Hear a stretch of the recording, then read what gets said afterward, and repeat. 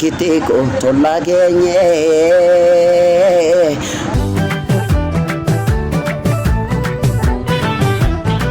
hordoftoota keenya akkam jirtu nagaadha. Guyyaa irraa kana weellisaa Qacalee dargaggeessa Qachaa Horaa faana jirra. Egaa ka weellisaa kana baay'een keessan ni beektu. Baay'een keessan immoo sirbataas dhaggeeffattanii jirtu jennee abdii qabna. Kanaafuu turtii weellisaa Qachaa Horaa faana taasisuun akka nu hordoftan. Mee weelluu keetis immoo nu yaadachiisime. Weelliin koo inni jalqabaa Kottu burraaqe jedha. Kottu burraaqe akkuma jabbiijiya harfaasa. Kottu burraaqe akkuma jabbiijiya harfaasa.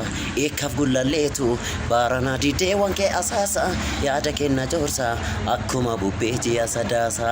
Kottu burraaqe akkuma jabbiijiya harfaasa.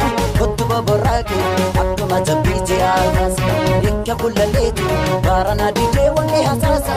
Yaada kenna joorsa akkuma bubbeejiya sadaasa. Yaada kenna joorsa akkuma bubbeejiya sadaasa. Kana ka Andu Alam Gosaa.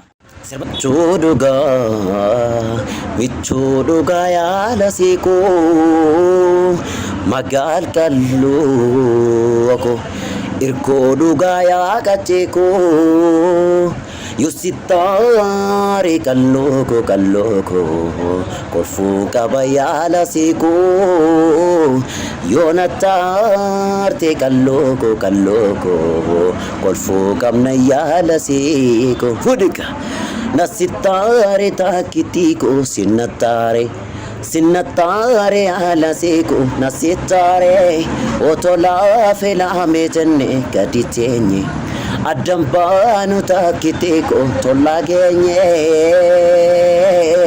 Gogori jennaan adide goras jennaan adide wallaga hunkii kaga Nam goras jennaan adide goras jennaan adide wallaga hunkii kaga Gogori jennaan adide goras jennaan adide wallaga hunkii kaga Osoo wal maraafane wal keenye bobaa jalaa Todo fenun tuko Wargacha na jalala